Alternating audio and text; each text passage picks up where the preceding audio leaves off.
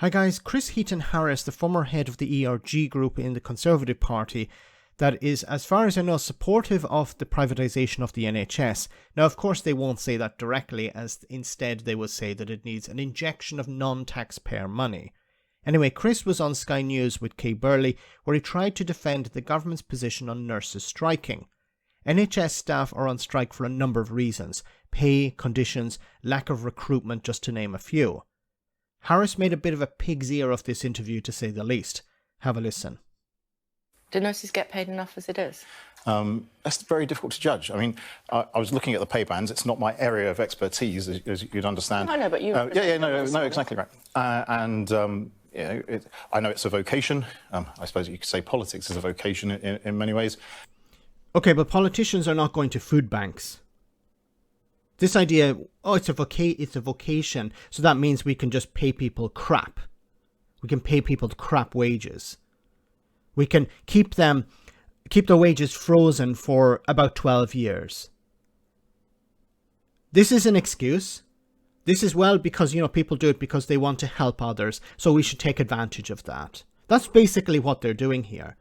Politicians have had their wages increased or salaries increased every year, as far as I know. The latest one was £3,000. £3,000 extra. Now, when you say vocation, well, is Boris Johnson a member of Parliament because he cares about his constituents? Jacob Rees-Mogg? I don't know about Chris Heaton-Harris, but I think a lot of members of Parliament are there for themselves. It's not a vocation. And a nurse will start on £27,000, rising to I think it's band 5, band 6 in the kind of low to mid £30,000. Is that enough? I mean, who put a value on something on care like that? But you seem to do, because you think, well, that's enough. We don't need to pay them any more. £27,000, and that £27,000 has to include travel, it has to include parking, it has to include a whole range of things. Well, you're able to, as an MP, claim a lot of that back. And we don't see MPs going to food banks. Just think about it for a moment. You have NHS staff, nurses, going to food banks because they can't buy food and they can't pay their bills. How is that acceptable in any person's mind? I can't. Look, I know I keep banging on about this, but really, how is that acceptable in any politician's mind? Like, we have the Labour Party saying, yeah, we understand why they're going on strike, but we'd prefer them not to go on strike. They can't feed their families. They can't pay the bills. They're going to friggin' food banks. A food bank should not exist. A food bank is a demonstration of a failure of government. Given that you mention politicians, do nurses deserve as much pay as politicians? Well, some people wouldn't want to pay politicians anything, so I think nurses deserve... Not my question. I know, but I'm a politician, so I'm giving you... I think that's an unfair question, because we're in completely different places. Yeah, I know. It should be the other way around. Politicians should be paid about £27,000 and nurses should be paid 82 or 85 or £100,000 perhaps. Because if we look at value, what value does somebody like Jacob Rees-Mogg bring to the public?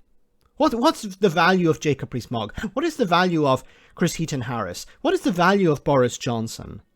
What is the value of Mark Francois or Nadine Dorries?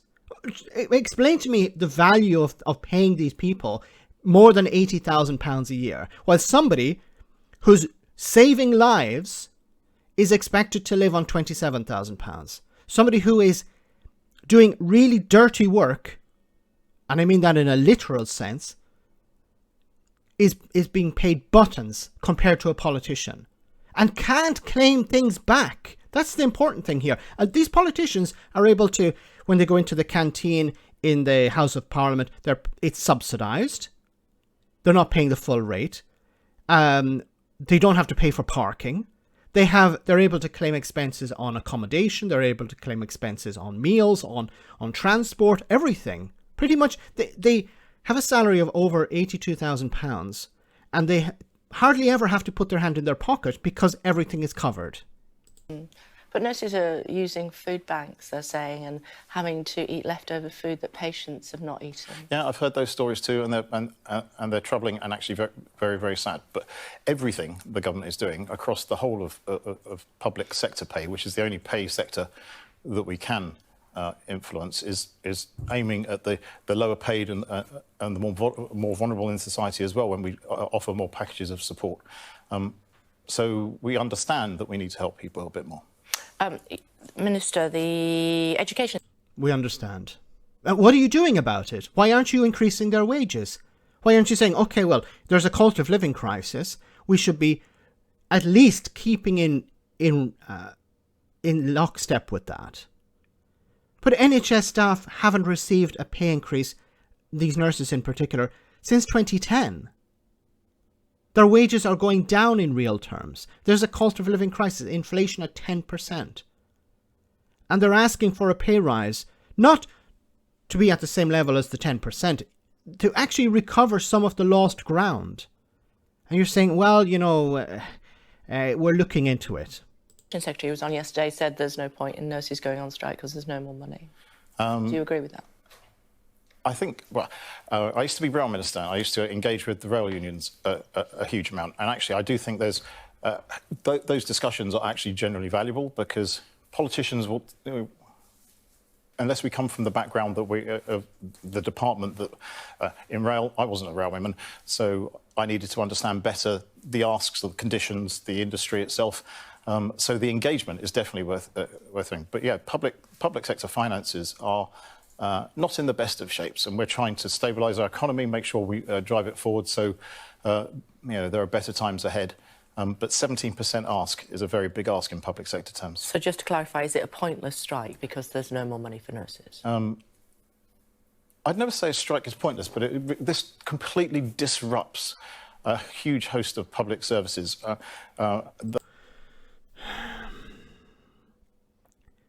If nurses are underpaid and they're working every hour they can, and they're understaffed, means they're overstressed, and they're going home and they can't actually cook anything at home because they don't have enough money, and they have to go to a food bank in order to get food to feed their families.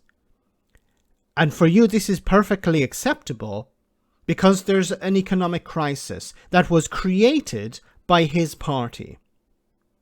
That's perfectly fine, because we know we created this problem.